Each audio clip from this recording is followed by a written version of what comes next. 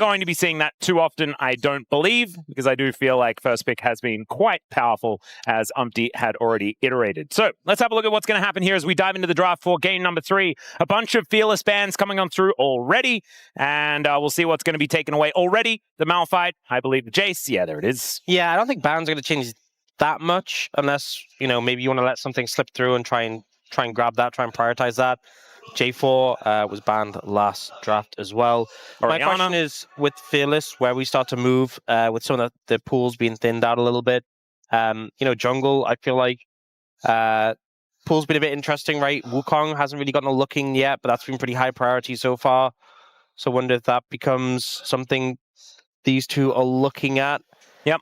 Nocturne as well, like Orianna's still open, so if Orianna gets left, Ori Nocturne could be really high prio. That could be a dangerous one.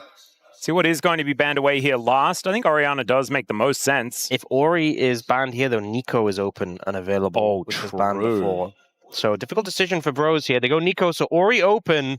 Does it just get first picked for Vikla here? That is the question. And the dangerous thing is that now they've banned the Nico away. They could have actually elected to not ban anything as far as those two and then take the other one. But now they give the Orianna over. They don't necessarily have that OP counterpunch unless they have something up their sleeve. And let's see what the Bros do have prepared for us with their couple of picks here to start us off in this draft, because Orianna already representing a fair bit of power. The question is, do you try and deny the Nocturne, or do you have a way to deal with the Nocturne, or, you know... Just slam Nocturne Twisted Fate.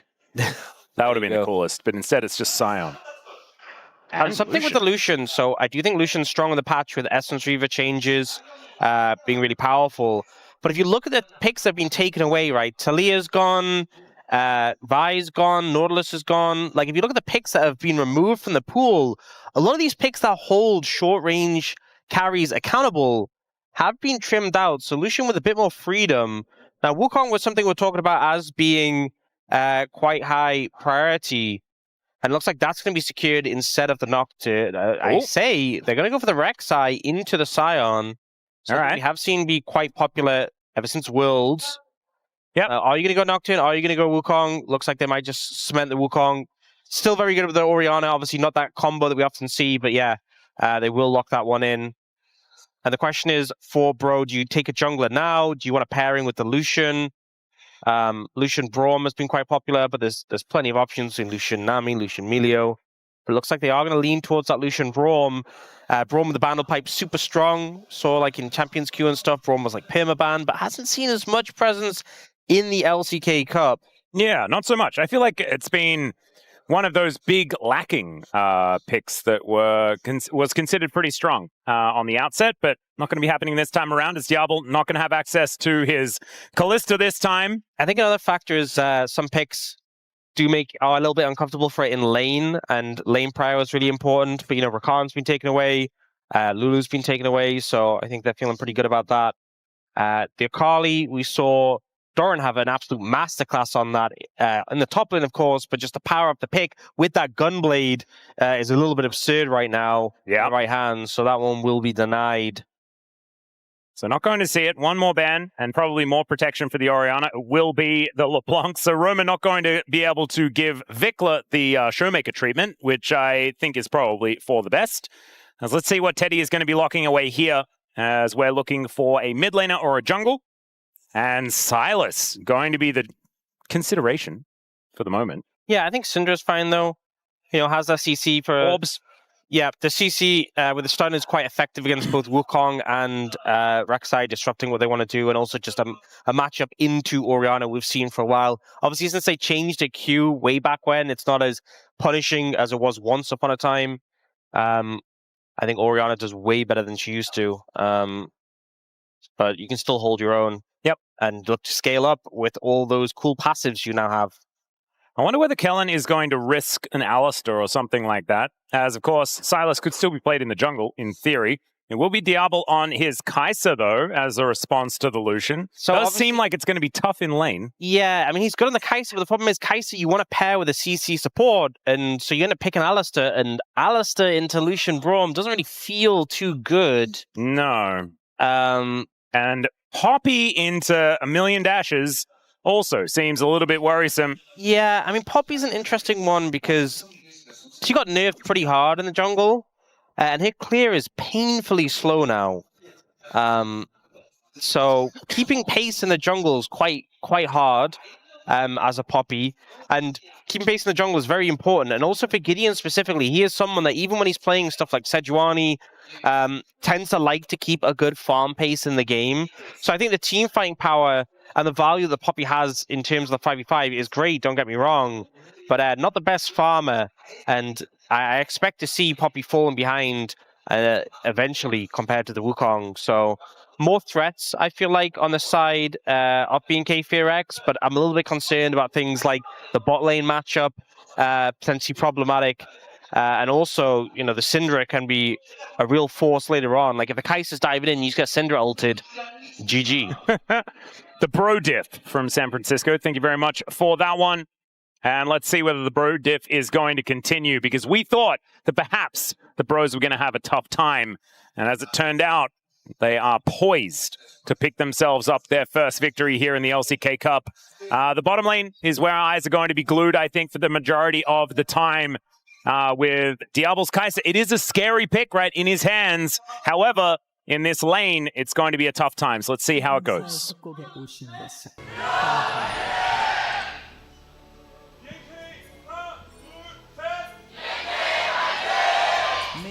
All right, here we are, ladies and gentlemen. And already we are trading wards to see who is going to have control, and it looks like it's BNK. Teddy popped the W to try and get a double shot to kill the ward, but it was just a little too late. That's so sad. Yeah, a bit of a shame.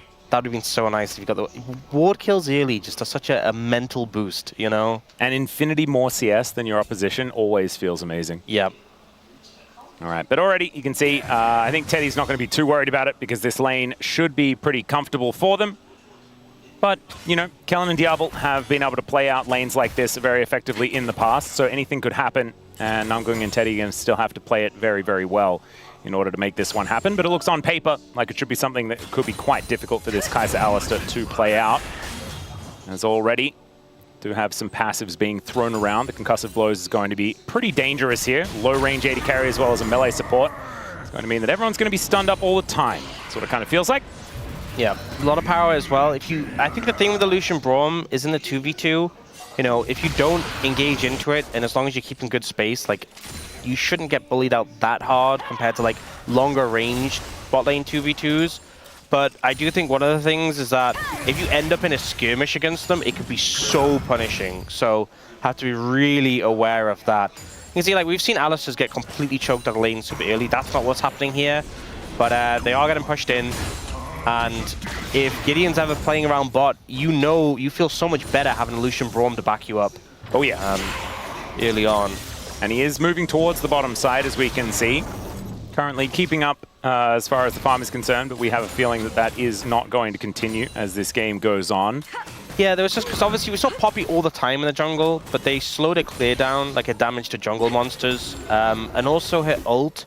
One of the things that really made it strong was like her ult, when you cancelled it, it went to like a 15-second cooldown, and they changed that to like a 30-second cooldown again. So it's a big reason why we kind of saw her just leave the meta. Yeah, it was Gideon that had some really good performances on the champion, though. Yeah. So we'll see whether, if it's going to be anyone that makes it work, maybe Gideon is going to be the one. Yeah, I still think it's playable, and I think in situations like this where, you know, the enemies have a lot of dashes, that's when you want to play it. Well, Kellen kind of regretting his decision to go in, but yeah, sometimes you just want to press your buttons. Sometimes you have to resist the urge, you know? Yeah. Sometimes it's like you're not going to get value out of that engage. Well, he didn't. So you were exactly right there, Ox. Let's see whether he's going to learn from that mistake. As Roar the Slayer coming on through there as Raptor wanted to try and stop that back from coming through, but Roma is going to be able to make it back home.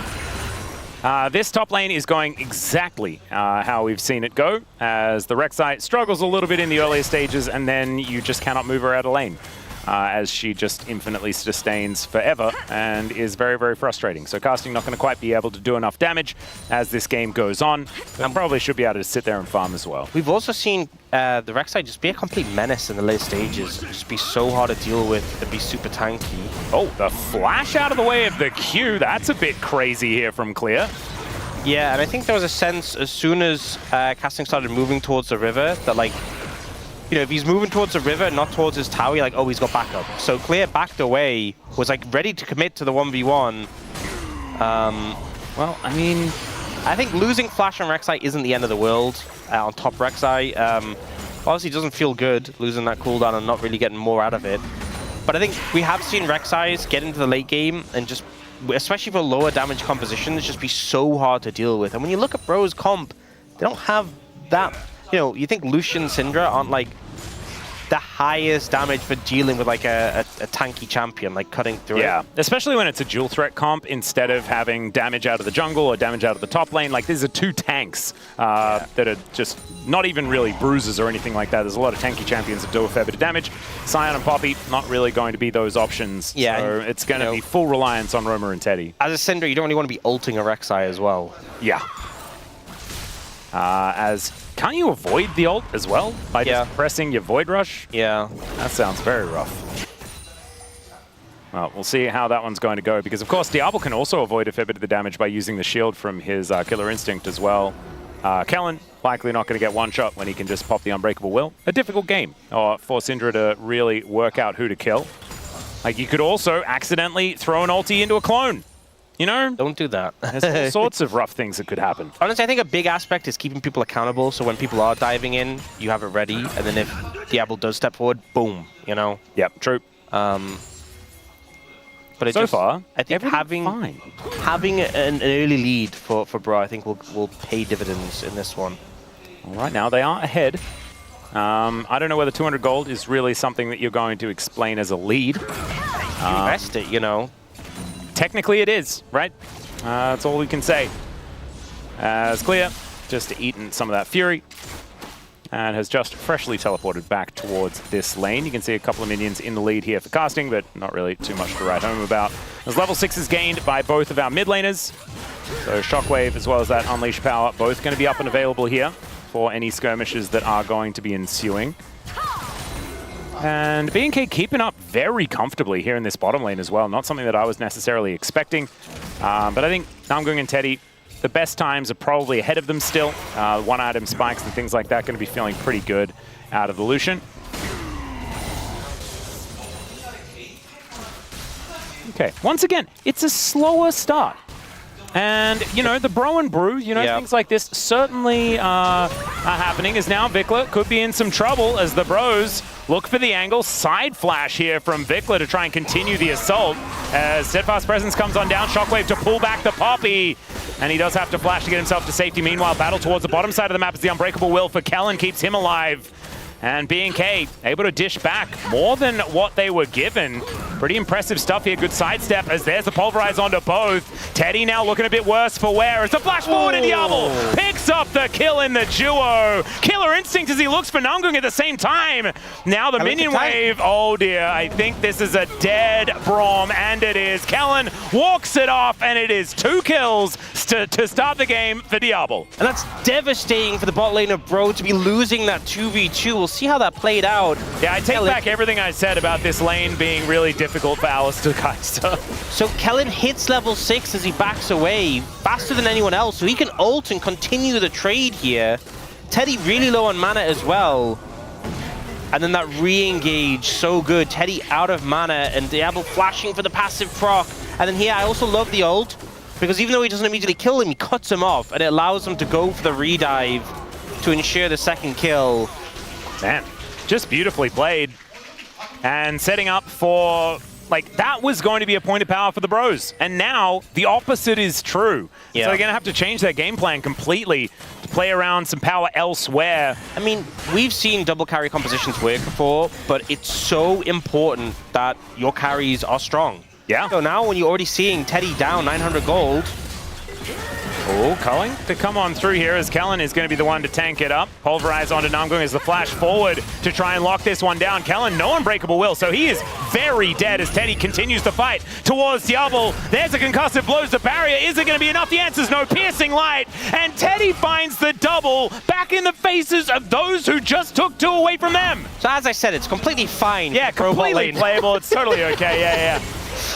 Yeah, I think a big factor was, you know, the level 6 had come in for BNK FEARX's bot lane. They'd burned those cooldowns, and then Bro came back with their level 6s, and you saw the culling being utilized, you saw flashes being utilized on the back of that, whereas BNK FEARX didn't have theirs. It was just good cooldown management, and also maybe a bit of disrespect for the BNK FEARX bot lane, having just won that 2v2, thinking, hey, we're on top. Well, you know, this is why Lucian Braum is strong. The passive stacking working very well there, and now Lucian with Essence Reaver is a massive spike. Yeah, and also now has a gold advantage, so being able to swing back that gold, he was 1,000 behind, and now he's almost 300 ahead. So this is a big swing as we check out this fight one more time, and it was just BNK overextended. Yeah. Hitting the Winter's Bite onto Diablo here, meaning that he has to back away, and the culling that was blocked there by Kellen, and then Kellen gets stunned up. Teddy here as well. Double auto dashing to continue the passive onto the Kai'Sa, and then a great piercing light at the end as well. Just really well played. Yeah, the Winter's Bite to slow him down at the same time. Nungo actually playing this one pretty effectively as well. And so the Bros moving themselves into about a 400 gold lead. And now, I mean, the Essence Reaver, even before this year, was a great spike for Lucian because it gave you infinite mana, AD, ability haste, but now you get that extra damage and you're rotating your cooldown so frequently, you're getting it a lot. Lucian loves when he has a strong one-item spike. You know, it used to be the Gale Force back in the day. Yeah. But I feel like the reintroduction of the Sheen effect on the Essence Reaver has been such a boon for the pick. So he's now in a really good position. And Diablo, who went for that call, still doesn't have his one-item spike, so they have to really be careful. Yeah. Does mean, I mean, we've got double ultis available for both of these bottom laners, so possibly a more even battle. But Gideon is going to make it a little more difficult here for BNK. As Teddy looks to dive forward. There's the culling once again, but they do avoid a lot of the tail end of the damage. Glacial Fissure comes down, but the answering ulti is there from Kellen. And Gideon not quite able to make his presence known just yet, but that is a lot of pressure there towards the bottom side, as Clear is very much farming between turrets at this point. He's going to be like behind the enemy Nexus soon. But he'll pick up that wave, and you've got Casting also doing the same thing, going to meet that minion wave as it passes the inner turret. Okay, top lane is just not really doing too much. It's a teleport towards this bottom side of the map. Okay, it's Clear making his way in, but already Kellen is just dead. Double knockup does come through, but the door is in position. And I don't know about that one, BNK. I'm going to put that in the whoopsie column.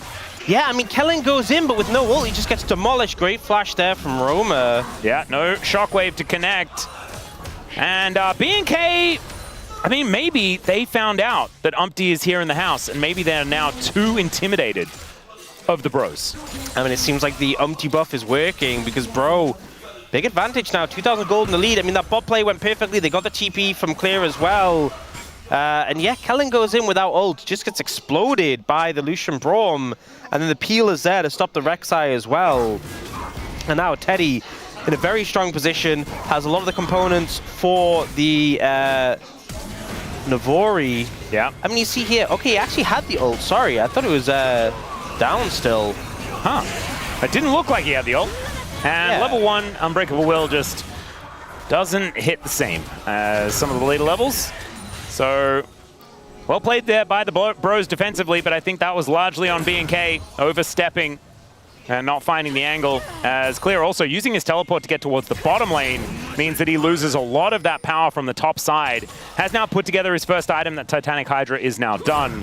But you can see Casting, a couple of waves in the lead, Sunfire Cape done, and so feeling very happy as is Sion.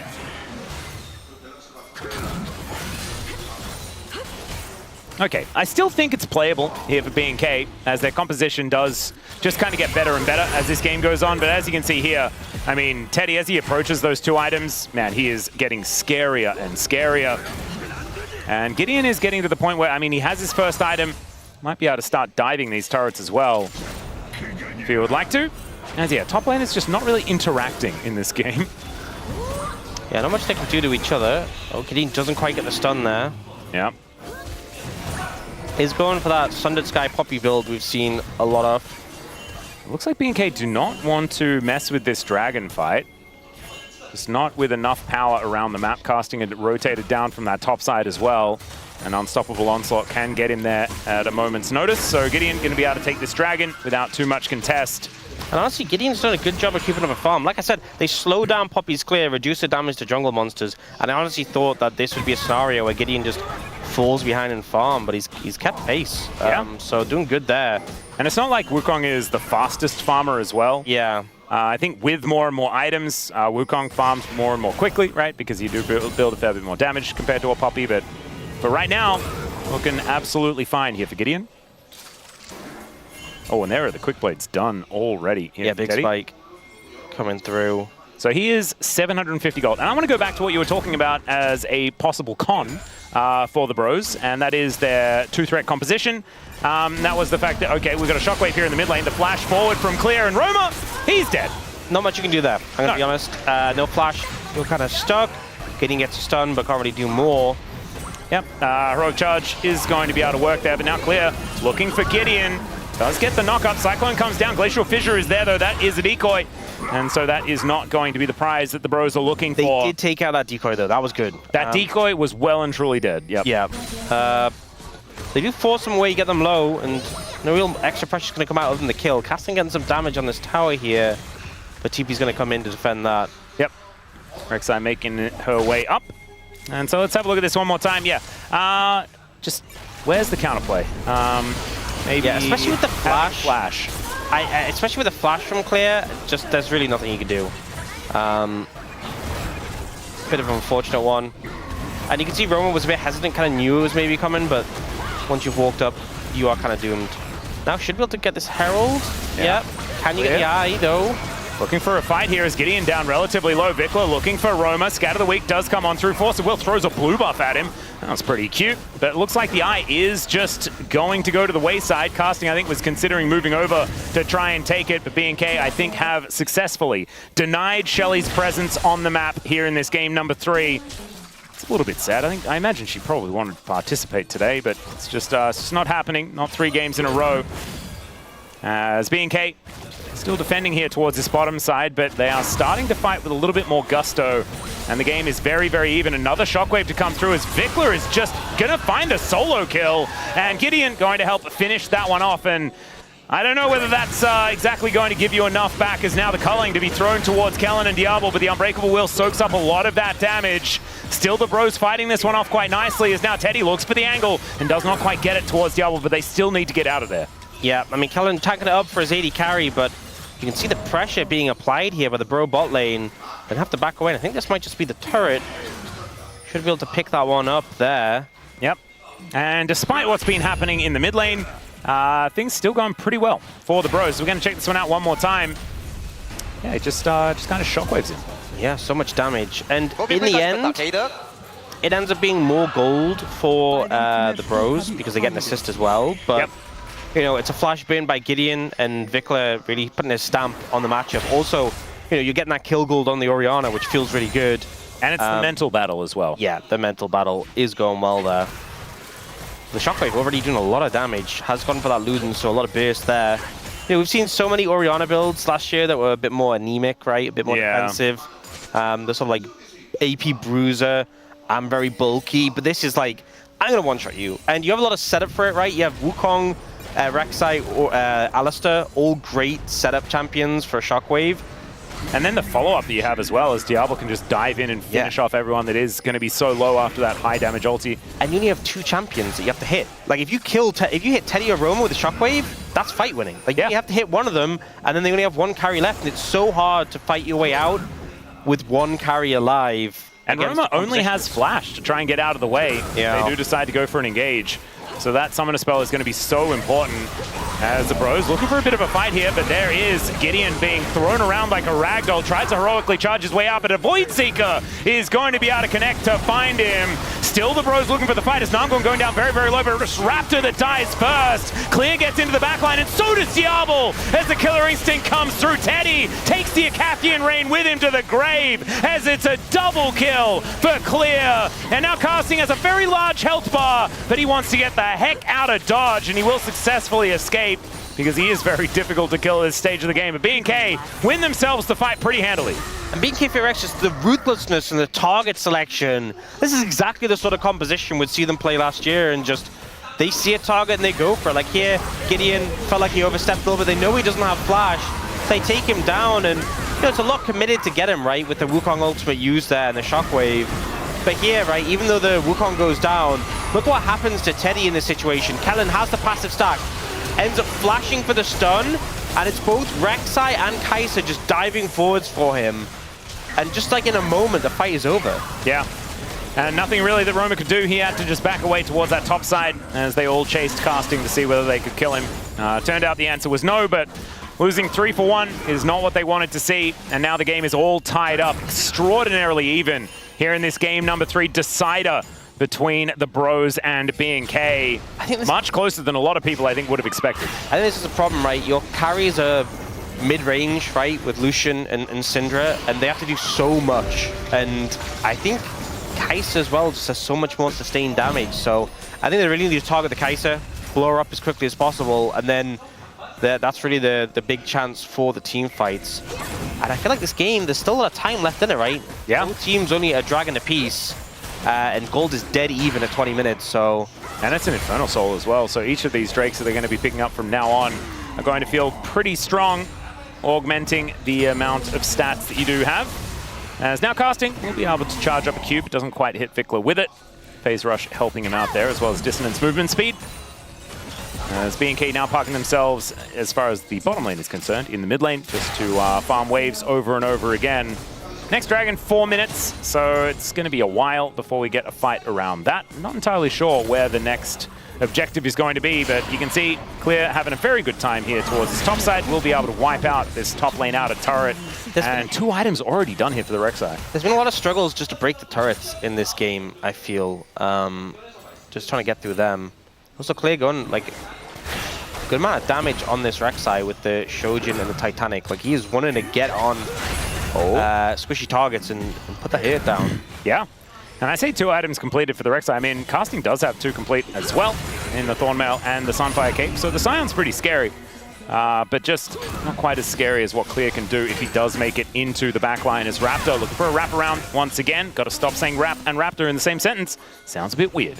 As Q going to get charged up, so Raptor does get knocked up. Gideon looking for a bit of an angle. Unstoppable Onslaught does come in as they get rid of the cow. And now Namgung looking a little worse for wear, but Diablo out of this fight almost completely. Raptor, great defensive Cyclone as Kellen goes in. Namgung, I don't know about that flash, but it was aggressive. I like the idea, just didn't quite work out as Diablo gets into the backline, supercharges to get himself out, but I don't know whether that's what he wanted to do. The unleashed power comes through from the Syndra, and Kellen is hunting down Teddy. The flash in from Clear to finish off the 80 carry, and now Roma is running for the hills. It is a 2 for 1 so far, but Gideon likely to die as well. Oh, never mind. Not quite able to get that last hit, but Casting not going to be so lucky as Scatter the Weak comes in, and down will go the cow as Roma is on the board. Speaking of roaming though, Raptor is looking for a bit of an angle as there is Gideon and Casting with basically no health at all. And it looks like they will be allowed to make it to safety. Such a scrappy fight, and I think this is still the issue, is that in this one, Bro are so heavily focused on chasing down targets, but they end up sacrificing so much to try and get Raptor here. You know, they're chasing him down, they walk into the shockwave, Namgung is super low here and flashes forward to try and secure the kill and dies. And then look how much health Teddy ends up losing here. The Kai'Sa goes in for him, he ends up getting chunked out by the Orianna and by the Alistar.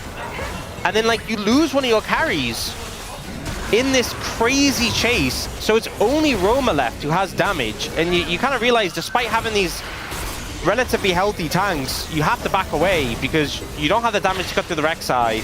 And Roma needs to wait for cooldowns. So, you know, even though you get that exit kill, it's very scrappy, very messy. And I feel like in this chaos, this is where BNK FEARX's comp works better. Yeah. They have just a few more things that can do damage.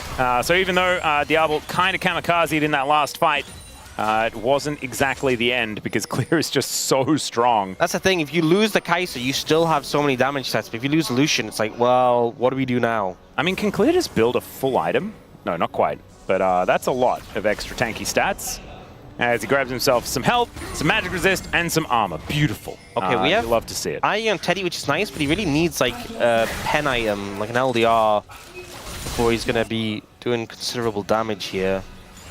Yeah, certainly will be able, like, if he ever starts hitting Diablo, for example, I mean, Diablo's just dead very, very quickly with this item build. But needs to be aiming for the squishies. I think you're exactly right. I mean, to be fair, there's not that much resist, but the thing is, like, even just a chain vest plus the base stats on a level 17 Rek'Sai, and also Wukong gets so much free armor from his passive. Yeah, true. Really makes it difficult, so... I think Teddy's main thing that he needs to worry about is clear as well. Yeah. I mean, this is just how the game is now with the role quests, is that Clear's level 17 and Teddy's level 12. Oh my god! And that's not like anything crazy, that's just how it is. Yeah. So, you know, good luck. I'm not going to get used to that. That's an absurd difference. Casting is at least level 16. Looking to get that level up as soon as he can. But he is very, very far away from level 17, as you can see. Not a whole lot in that experience bar, and Clear is most of the way towards level 18 right now, or half the way, I should say.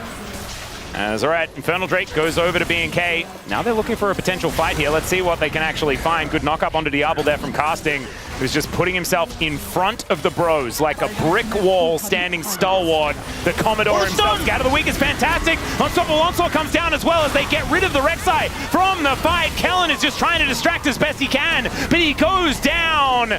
And there's the shockwave, but it's more defensive than anything else, and the bros stand their ground. That stun from Roma was so good. Spread and hit 3 members across the fight. Catching Diablo as well was phenomenal, and now Broken's going towards the Baron. There's a ward though, that sneaky ward still spying them out, and BNK FEARX are moving over. Yeah. Clear, coming in with 3 items now completed. Information, they've seen them move off it, so they don't have to approach. Yeah, and they're not going to. What a ward. That is, that's a powerful one. What are we calling that ward? Kind of want Gary. Yeah? Gary the Ward. I like Gary the Ward. Gary was a snail as well. I'm starting to remember. He's not got much time left in this world. No. Yeah, this stun that comes through catches both the Orianna, the Wukong, and the Kai'Sa as well. And in the meantime, Clear is in the sky because Poppy catches him. So almost everyone is CC'd in that moment. Yeah, just really allowed Bro to move forward at their own pace. So, I mean, you can see, right, if Roma and Teddy are playing flawlessly, like, the composition can work, they can win the game, but, you know, the burden is really on them to make this happen. Yep. And there's a slight gold advantage for BNK. All of that money is on Clear.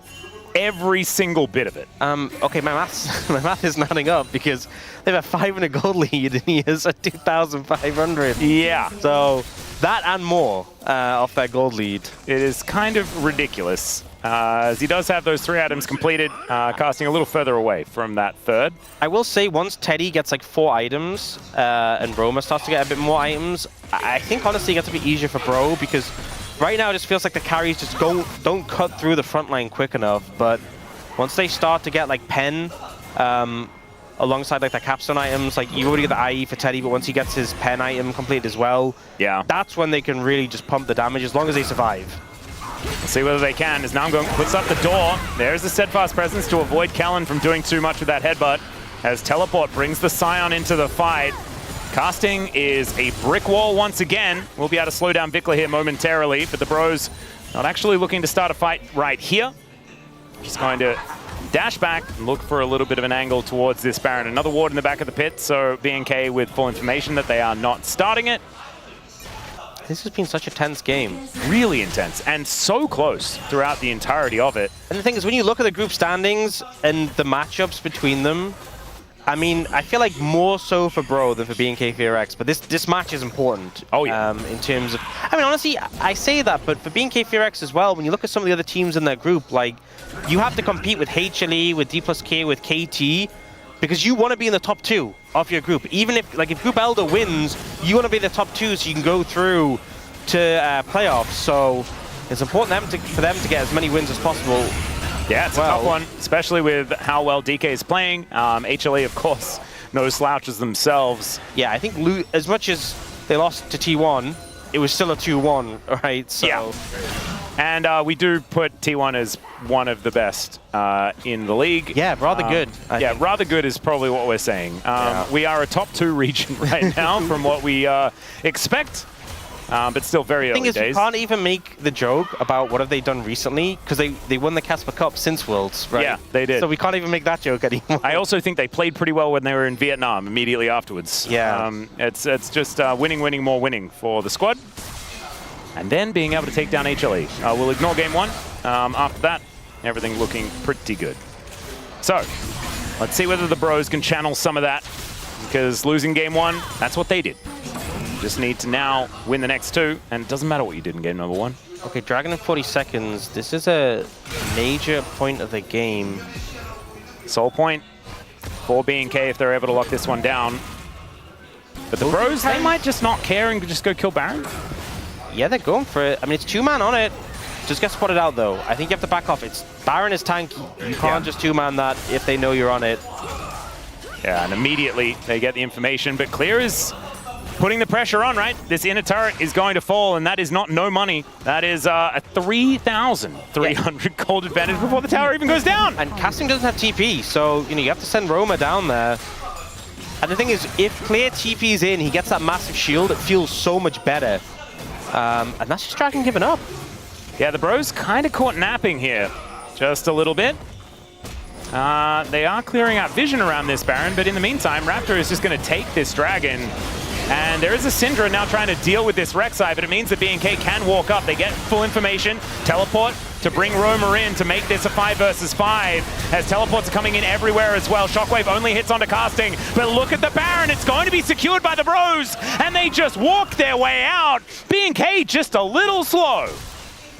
So obviously, Baron for Dragon, we've seen those trades and often, very often favor the Baron. But the thing is, Baron with so much less gold than it used to be. So, up front, we need to see what Bro do with the buff, right? It's not enough just to say, hey, we got all that gold, we got all that experience. It's enough on its own. We have to see what can they push on the back of this buff, because right now, BNK FEARX are 1 away from Soul.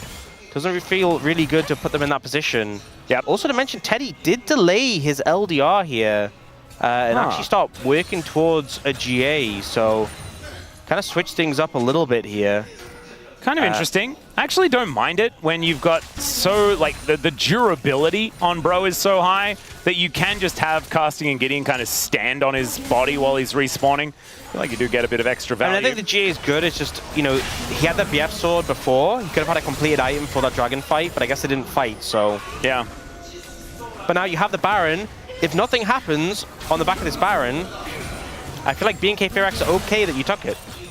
But if you get structures from it, then, okay, they've gotten 1 tower. That's a good reward. You can see the Baron power play starting to build up in Bro's favor. 1,800 now. Should be getting higher. You can see Clear with 4 items now completed. Steric's Gauge done, level 19. So close to level 20 for this Rek'Sai. That's the thing. I feel like when people have level leads, so often you're like, well, they'll hit level 18, they'll stop. Not anymore. No. Level 20, now done for the Rek'Sai. That is the highest level Rek'Sai I've ever seen. Yeah. And especially with things like Sterix, there are certain items that scale extremely well with base stats. And Sterix is an example, because obviously you get the AD based on your base AD, which keeps going up to level 20. So an item that definitely syncs well with the fact that you can go beyond level 18. Do you have the GA completed for Teddy now? But yeah, I mean, it was more gold for Bro, but 1.68 gold isn't like a crazy amount. They didn't get that much in terms of structures. And BNK, before the Baron went down, actually increased their gold by a lot. It's, oh god, okay, Roma is likely to just be dead. He's just dead. That's not good.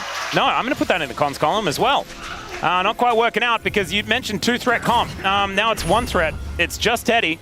And the Baron that they were going to try and use to push down and get structures well, it's Diablo is getting plates as Teddy looks to try and cull him. Had a minion wave there, which I believe just saved Diablo's life, as now the fight is on for real. Remember, the Roma is not there. Casting moving in, Clear down very, very low, but remember, this Rek'Sai is so powerful. Still, it is going to be the kill onto the Wukong. Taking the tunnel out is Clear, but there are the knockups from Kellen as the shockwave gigantic from Vikla. Remember whose year it is, ladies and gentlemen. It might be Teddy's, as he does actually manage to get some work done. But Casting, he's the last man standing on this Scion, and he's not going to be able to stop Vikla this year. Bro, trying to find the fight 4v5, and honestly, it looks pretty good until Vikla reminds them it's his year, and Roma just caught out in a pretty uncomfortable position, trying to push the side lane. Gets caught out by a Wukong, and there's so little you can do in this 1v1. The fact that you don't even have to flash as the Wukong, and then here, Diablo oversteps a little bit, and I think this is what makes him think we can do it, because the Kai'Sa's super low, barrier down. They try and make the fight. Teddy gets so much damage down here. You can see now this 4.5 item Lucian really starting to pump the numbers. But then the shockwave from Vikla, he's kind of stalled from the fight by casting, but flashes in so much damage. And Teddy does respawn and finish off the Kai'Sa, but it's just not enough. Yeah. And now, state of the game. 45 seconds until potential soul for BNK FEARX. The gold is basically even. And a lot was burned. We actually have a Seeker's Arm Guard for Teddy. So he's like, my GA's down. I need something to keep me alive. And Diablo has one too. They're all over the place. It feels more regular for a Kai'Sa, but it is a more crit-based Kai'Sa. So yeah, I mean, they're just investing. I mean, why not? You're a 6-slot champion, right, with the 80 carry quest. So you have the space for it. It could be the clutch item here. Oh, Casting might have caught them. Yeah, see whether he does find the angle as Teddy. Oh, Culling not really doing anything much of anything at all to Vikla. As, oh dear, the Rek'Sai on the flank angle looking for Teddy, has to settle for a knock-up on a Casting as the two-man shockwave does come on forward. Ulti out from Nangong doesn't do too much of anything at all. But the pros, they stand tall.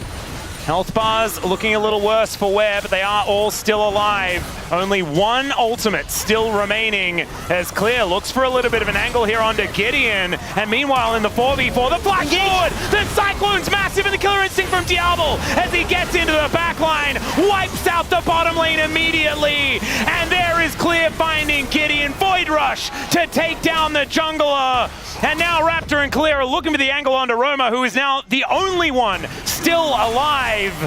And that was the opposite of what happened in the last fight, but that may spell the end of the game as BNK. I mean, it took them a while this time around, but it looks like they are going to be able to take down the pros here in this series. And Raptor coming in clutch, you know, found that pick on Aroma previously, and they're finding that snapping engage right at the end. That was quite a dangerous game. That ult is still available. Yeah. I'd be a little careful if I were you. He broke his arm guard, so he does need to be very, very careful. There's Scat of the Week and a flash, but I don't know whether Roma's going to be able to do anything. There go the Nexus turrets. Hepa pulverized from Kellen as they celebrate with a final kill. Diablo locks that one down, and BNK FEARX going to go 2-0 on the week, but the pros, they made him work for it.